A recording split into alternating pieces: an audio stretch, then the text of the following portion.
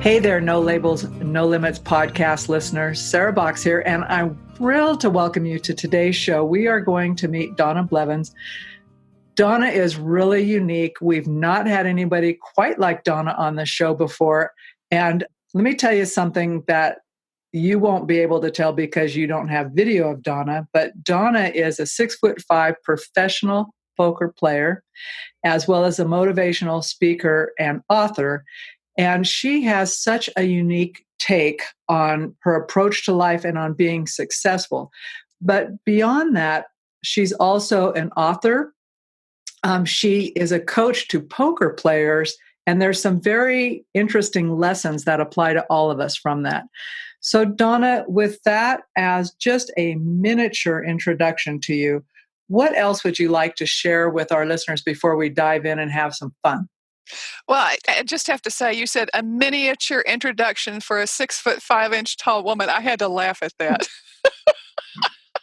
So I should listen more to what I say, perhaps. No. Well, actually, you've hit a point, because I believe that the whole key to our mindset, to our mind shifting, is the words that we choose and the words that we say. My motto has become, the words we choose set ourselves up for either success or failure, because whatever we say, our subconscious hears it as a reality, whether it is or not, because our subconscious has no filters. The subconscious is a perfect recorder. It is simply a lousy playback system, because it plays back what has been anchored in your subconscious with highly charged emotions. Hence, that's where came PTSD. And that's what you remember. Why is it, I wonder, that we traditionally remember things that have been a trauma, things that have been awful? Why is it that we throw away our wins? That's one of the things I've wondered many times through the poker industry. And poker was actually a tool that gave me the opportunity to test and to use my mind shift exercises in real time in an arena, the arena was finite. Think about, there's no one around you except the people at your table. Now that becomes a finite universe. Just those people right there. And that gave me a place, it's almost like on a racetrack, where I could test mind shift exercises. That was not my intention.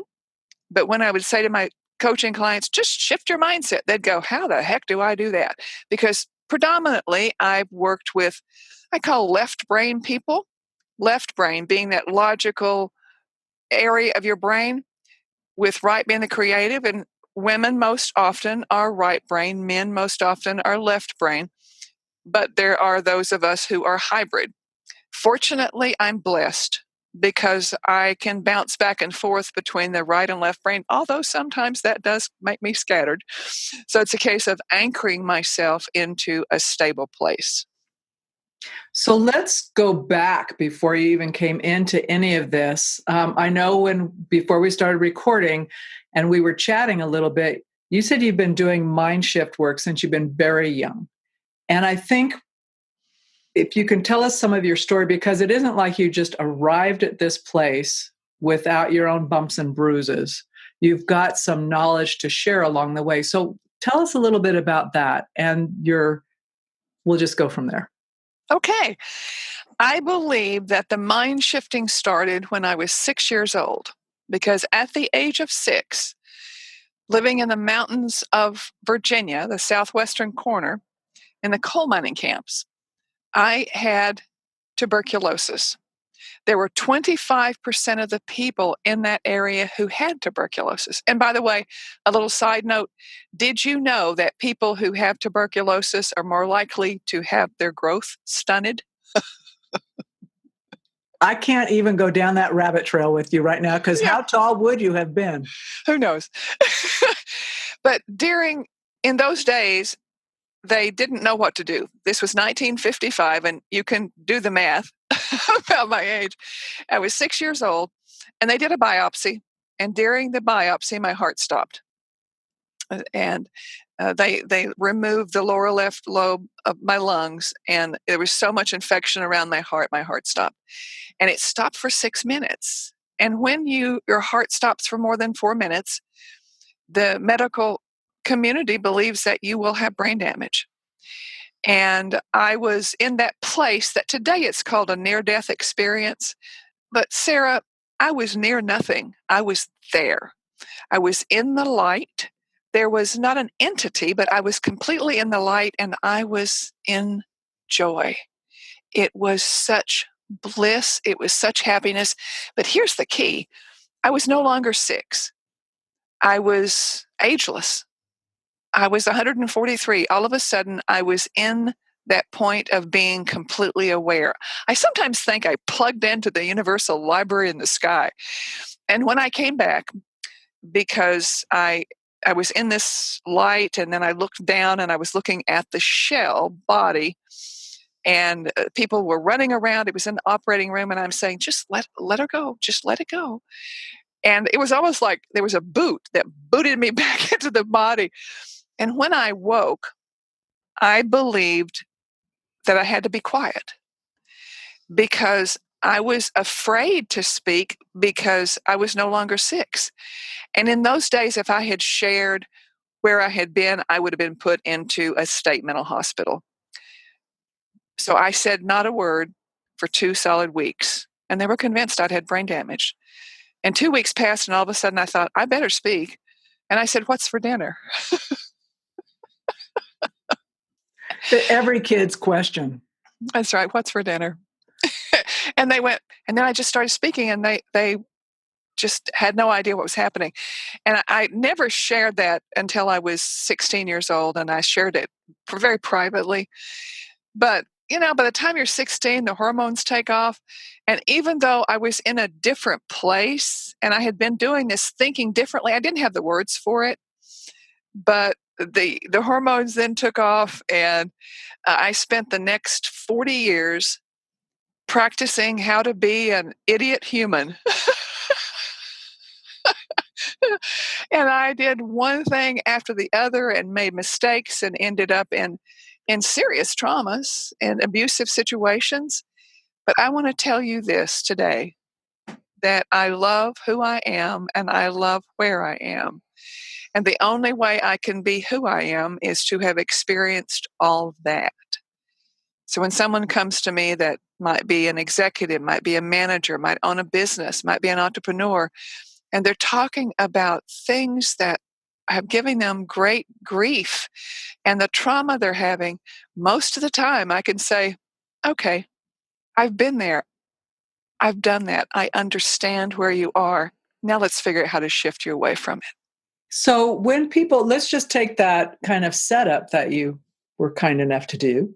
When someone comes to you and they have that as what I sometimes call a yes, but I have this trauma or I have this barrier or whatever. Where do you start? Because your work is around, the whole mind shifting piece and being able to do that rather quickly. So where do you start with someone? Which is a great place to start, because what I want to do is when they come to me, they launch into talking about something that is traumatizing them, something that where they are that's terrible. And what I say is, do I have permission to tag you? And they said, well, what is that? And it's my way of saying, may I say, just a moment, let's look at the words that you just said. First of all, do I have permission to tag you? They said, sure, that's just fine. I said, okay. So what I want to do, first of all, is I would like for you to tell me right now what you have been doing correctly. Give me one thing that you've done correctly. In that moment, what happens is we're shifting away from looking at the trauma or the stress or the depression or the anxiety, and we're looking for something in the light. Now, frankly, if we don't have the darkness, light never exists. So we can find that. So ask the question is, what have you been doing correctly? In that moment, there is a shift to the positive, and it raises the frequency, the energy that is around us. And the second question is, rather than what have you been doing wrong, it's a forgiving, loving question. What might you have done differently? And then the third question is, what do you believe you would like to change going forward? Or what can you do? Or what might you be able to do to be more effective? And it depends on where we are as to how to craft that question. But that is the superstructure of the coaching. And I originally thought it had to be complex, but everyone has their verb, and my verb is simplify. I love when you talk about the tagging, right? Asking permission to tag. First of all, because sometimes when we're saying things we don't even recognize, or it's like, well, I got to tell you my terrible story first. And it's like, I don't need your story. I can feel your story, right? It's why we're talking. But I also understand it's important to tell a story oftentimes. It doesn't necessarily move us from where we need to be. So when you do that with someone, I'm just imagining this person.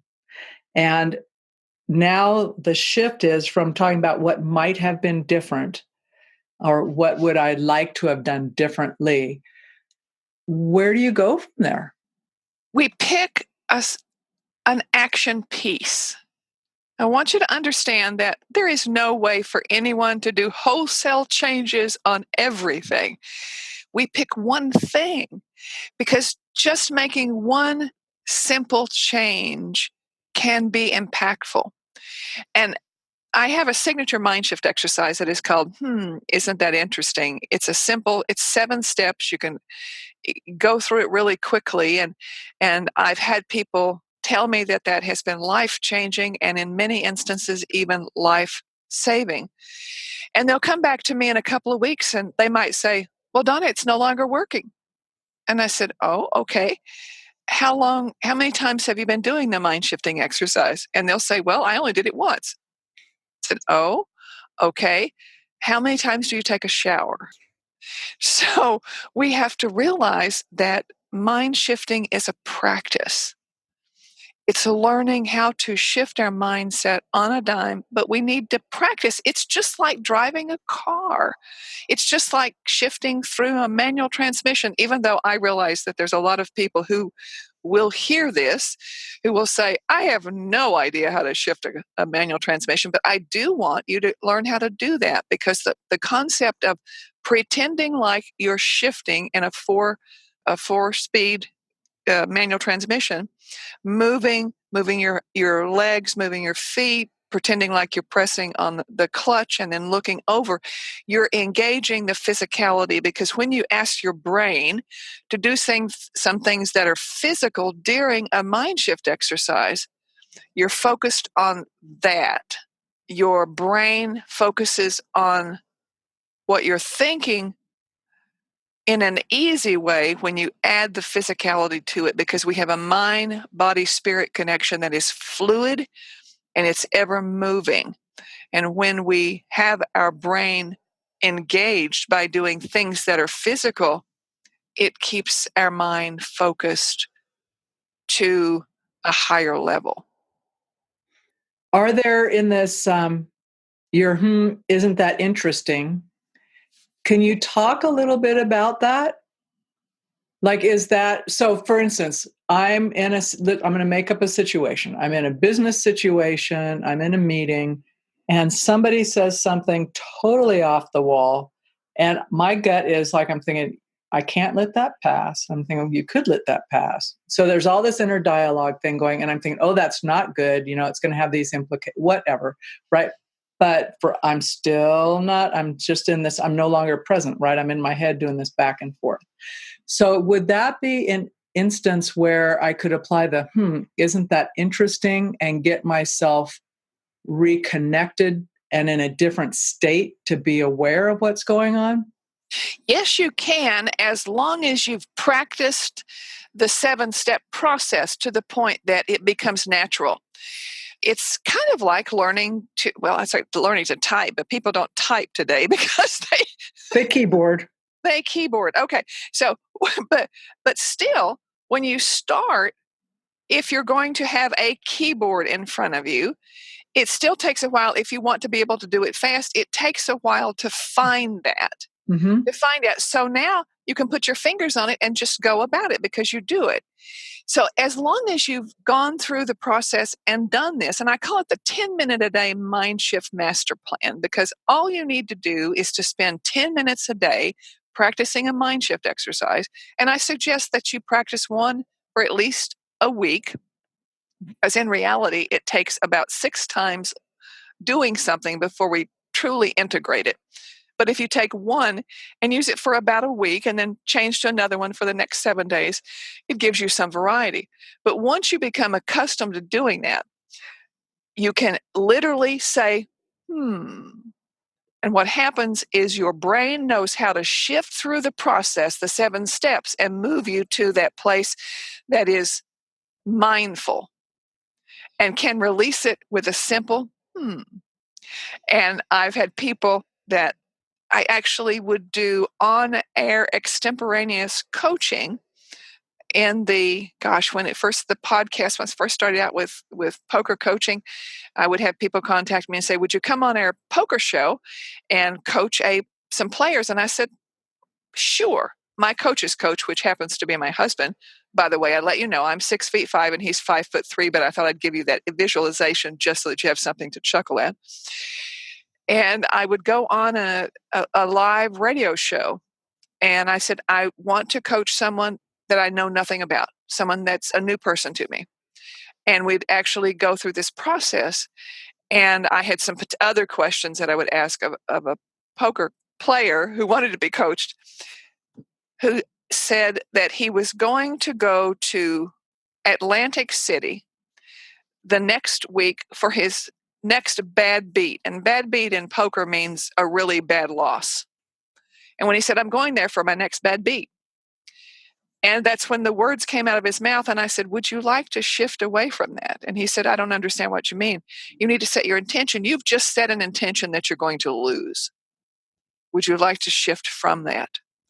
And we went through the process of doing isn't that interesting?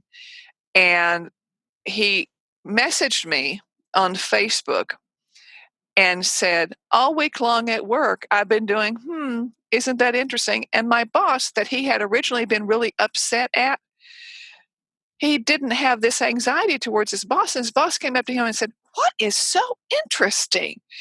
Your production is really up. What's going on? Why do you feel so good? And all he had to do was say, isn't that interesting, rather than be reactive. So it was a way to shift quickly in your mindset. So if you're in a meeting, you might go, and your mind will go, okay, fine. We'll just shift away from that. And by the way, if you have something that's really awful and you want to deal with it, just put it into a mind shift room in your mind. Have a room where you're going to come back to it. Say, okay, I'll deal with this, but let's go ahead and sit this over there. It's kind of like a touch screen. Just move it over to the archives. Move it over to the archives. I'll come back to it. And you can deal with it later when you can work through it, because we do need to look at traumatic situations because we want to acknowledge them. When they jump up, just say, hi, I see you, but do I need to own it? No. Okay. I want to detach from that. And that's what's in the mind shifting exercise of, isn't that interesting? Because you bring something up and you rate where you are with it. And it's really important that when you rate where you are, and rating means that use the pain scale, 0 is nothing, 10 is awful. Then once you rate that, you want to forgive yourself for being there. Forgive yourself for having that feeling, because that's one of the biggest parts of mind shifting is self-forgiveness. So you've talked about the working with poker players, which I think is an interesting, partly because you say, it's a contained environment, if you will, right? But can you talk a little bit about, more specifically or more in depth, about how you help someone find their authentic game, right, versus someone else's game? Because I think when you and I spoke about that, that has such applications in whatever area of life you are in or what you're trying to accomplish, is the authentic game. And that's a word that's used so much right now, like be your authentic self. And so I'm going, okay, put something around that so people go, Donna, what do you mean about an authentic game? How do I know when I'm in it? What you need to do is when someone is coming to me for coaching initially, remember I was talking about the 3 questions, that's when someone is usually in a traumatic situation. I've been working with them. But when I'm started out, I'll usually ask them, first of all, and let's talk about that, regardless of what business you're in. I want to first ask you, what is your strength? What is your strength? What are you really good at? And you need to, because you have more than one, write down your strengths. Make one of those T-bars on a sheet of paper. Put it and put what my strengths. Put your strengths on the left side. You make a T-bar and the line down the middle, and then put your weaknesses on the right. It's what we want to do is to be able to shift away from our weaknesses. But if we keep focusing on what our weaknesses are, well, we continue playing like that or working like that.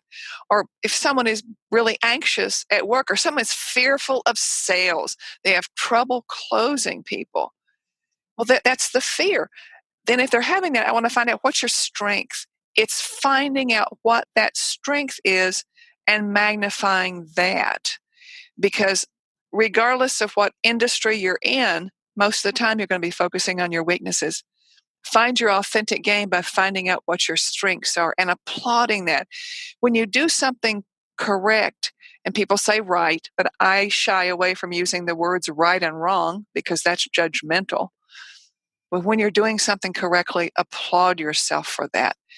Because from a standpoint of being an entrepreneur all my life, I have been my own worst enemy, self-sabotaging myself.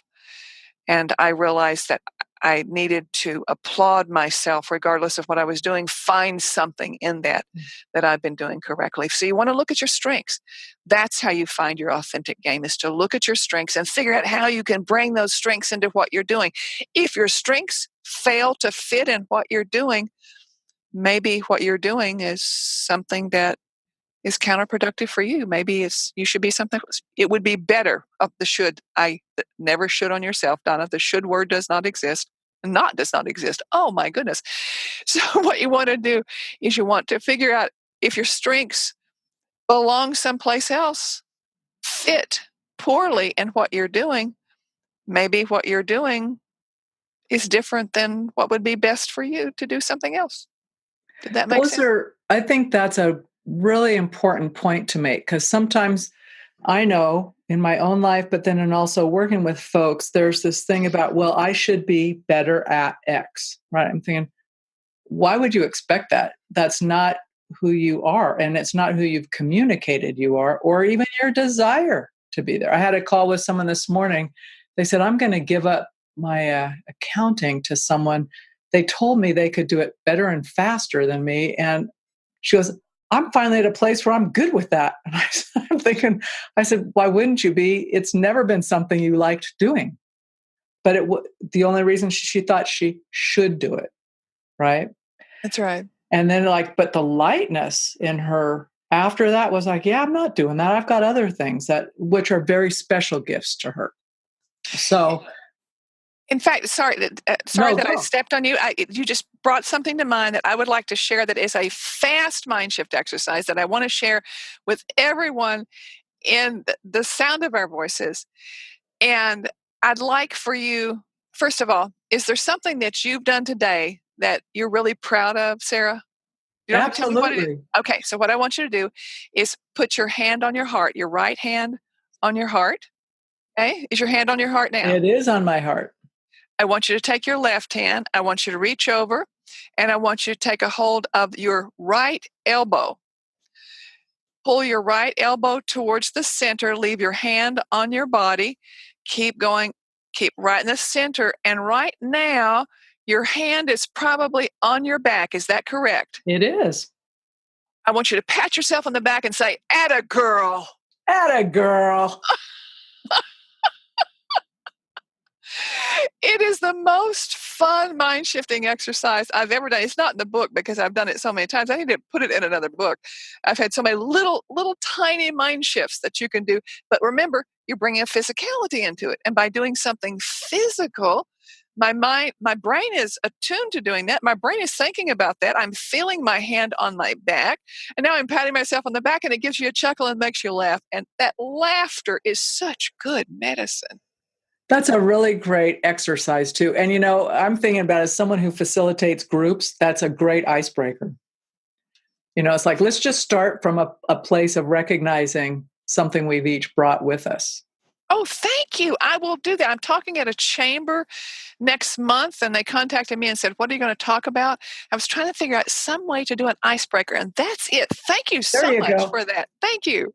It's so fun to play. But no, because we forget. We're already walking into the room with special things, but we walk in, and if we're in a business mindset, whatever, and we forget some of those things. And honestly, it's so much more fun to play with people as who they are, because we're just big kids showing up in a room to hang out together and do great work, hopefully. So I want to ask you, I'm shifting gears slightly, which I do frequently. You made a statement that when you asked the universe for proof that your book, Mind Shift on Demand, worked, you immediately got hit with a stroke and you were unable to speak. So talk about a huge obstacle to overcome. What happened? It was a fun experience. Now, how many people do you know who have had a massive center left brain stroke, which is the place that controls your ability to speak? Who would say that they had fun during it? Because when I hit the floor, when I'm looking at the screen and I ask that, I want something that proves they work, it was like the universe said, "Hey, you want it? Here, smack." And when I hit the floor, I said, "Be careful what you ask for." But what I did during the whole process, I was able to get myself up off the floor and get into the kitchen where my husband and mother were waiting on me to go to lunch. Fortunately, they were there and they got me to our local ER quickly. And there's only two words I could say. I could barely say Donna. I would say Donna. My favorite word, though, that came out consistently was crap. Because when I was trying to say a word and it wouldn't come out, I just went, crap. And I was completely aware. The key to why I was able to heal quickly, even though my healthcare team said all along the way, as I was airlifted to the University of Florida Teaching Hospital, that it would take 8 to 9 months before I'd be able to speak. I chose to detach from that and to observe rather than to buy into that illness. And I've called it the stroke of genius because it was an experience that was able to prove that mind shifting worked, because I actually used this, isn't that interesting, mind shift exercise that I believe is in chapter 4 in the book. And I used that probably 100 times in 36 hours. And I was able to speak fluidly in 3 days versus 8 to 9 months. So were the doctors and your healthcare team wanting to know how the heck you did that? Did anybody ask you? As a matter of fact, they did. The Halloween 2013 was when the stroke hit, and I was airlifted, and they told me I'd be in the hospital for a week. And so that was Thursday. And on Sunday, after I had gone through looking for the words, and I actually went proactively through looking for the words in my mind's eye. And my husband's shrink, because my husband said, "You have to tell my shrink what you did." And he said, what I had done is I had trained my brain to rewire the neural pathways because of the neuroplasticity of the brain. Thank you so much. I was able to say that. And that it rewired. It was able to go around the damaged areas. As a matter of fact, today, when you do an MRI of my brain, there is a black hole that is dead material about the size of a golf ball in the left center part of my brain, which is about the size of the area where you speak. We only use about 10% of our brain. So I reckon that I went about looking for other parts of my brain I could use. But it was detaching from that. And when I pressed the buzzer on the morning of the third day, I thought, I'm ready to talk. And the nurse came in and she was looking at me going, what do you want? And I said, hello, my name is Donna Blevins Weitzel. I'd like to talk to you about where you think I have been and where I have been. She looked at me like like I was a monster, and her eyes got big and she ran off. And I thought, my goodness, did I say that correctly? And over the day, there were dozens of teams that came by to see me because it was a wave that went through the hospital that day. And they said, we've never seen anything like this before. It must be a miracle. I love when things challenge our perceptions of what's possible and what's real. That's why I asked you that question. It's like, are people so stuck in their mind going, well, she never had a stroke then, right? So they take away the reality of the physical versus like, okay, we just don't understand what happened here. So I have goosebumps listening to you tell that. I think that's so cool. Thank you. So, Donna, talk a little bit. We referenced your book a little bit. I think it's a pretty exciting book. I know it's something because it's right down what always piques my interest. Will you talk a little bit about the book, how you came to structure it, how you think people benefit best from using it? Thank you. And I'm really proud of my poker playing coaches, coaching clients, because they were the ones that insisted that I write it down. Because I'd start talking about mind shifting, and they would go on to this long story, and all of a sudden they said, simplify it, simplify it. I'm going, well, that is my verb. So I created steps, simple steps. And the book Mind Shift on Demand that you can find at mindshiftoндemand.com. And there's actually a 4-minute audio of my signature mind shift exercise that you can download there. Please opt in, because I'm going to be doing complimentary webinars on the process because I want to get the message out there. And they insisted that I share these. In fact, I've had so many say, all you need to have is 3 of the mind shift exercises. They said, we don't need 12. And that's fine, but every person is a different type of person and they like things different. So I wanted to give a different flavor and different types. It's like putting on your egg, put your egg on. You were talking about you were able to be in a situation where people might be negative around you and you were able to have this protective shield around you. And the egg, in essence, is putting on a mirrored surface, but a membrane that is flexible. It is a mind-generated reflective shield. And it goes around your body and it's flexible and it reflects back only negativity.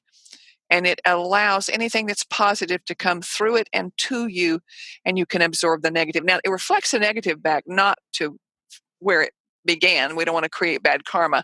It's just out to the universe where it becomes neutralized. But the structure of the book is simple.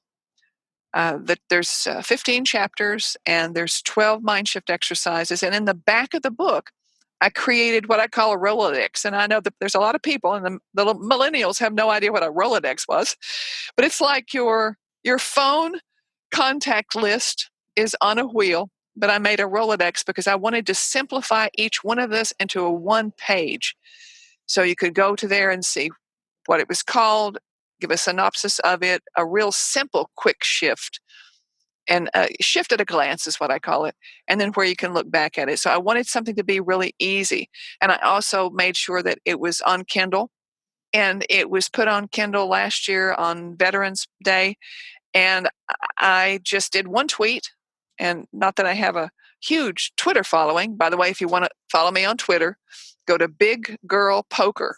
Twitter is my Big Girl Poker, because at 6'5", why not be called the Big Girl of Poker? But Big Girl Poker is my Twitter handle. You can find me on Facebook that way too, Big Girl Poker, and that's where you find me there. But it put on Kindle, and during the launch, even though people had said, oh, you have to put a lot of money into the launches to become a #1 bestseller in Amazon, I said, that's okay. I just want to get it out there. I want people to be able to have it. And it went to the #1 hot new releases in sports psychology instantly that weekend. And I'm thrilled with that. And it's been the top 100 in sports psychology for the past year. So regardless of what you're doing, life's a game. So the concept of mind shifting can help upshift your game. Well, and I just love the stick shift imagery, because that was a requirement. If you were going to drive a car, you had to learn to drive a stick first so that you were never stuck. So if you're with someone, they go, I can't drive a stick. Or even if it's like oh, gee whiz, I can't drive. Think, well, I can drive a stick. We're out of here. So I love that connection and the metaphor of it. Donna, as we wrap this episode, let me ask you what a parting piece of advice you might give people in general is about. I often will say it, like when you were 10 or 12, but you actually became pretty self-aware at 6. So I could take you back to 4 or 5, but really what I'm wanting you to do is say, what would you advise folks or to help them move forward that you've learned over life that might be, just remember this when X this? Remember to breathe, and remember to watch your breath as you breathe. Regardless of what you're doing, when you're in the midst of something that's bothering you, if you think, okay, just take a breath, and you take a breath and watch the breath as it goes down into your lungs. And as you exhale, exhale through pursed lips. That moment, one breath, and you will come back to the moment and mindfulness. And mindfulness is the key to shifting your mindset and being proactive and taking conscious, consistent action rather than spending your life being a reactive person who continually shoots themselves in the foot. So just take a breath. I don't think we could have a better piece of wisdom. So I will take that with me as well. I want to really thank you for your time today. I've had a blast. I know our listeners are going to love hearing what you've shared. So I hope you'll consider coming back in the future and doing another podcast. Sarah Box, I absolutely will. I want to tell you that you are one of the best hosts because we're having a conversation, and that is so lovely. Your listeners are blessed to have you, and I am honored to be your guest. Well, thanks. And podcast listeners, we'll see you next week. Well, that's it for this week's edition of the No Labels, No Limits podcast. We hope you liked what you heard, and if you did, we ask that you go over to iTunes, Stitcher, Spotify, or wherever else you listen to the podcast and leave us a rating and review. If you know someone who would enjoy this podcast, please be sure to share.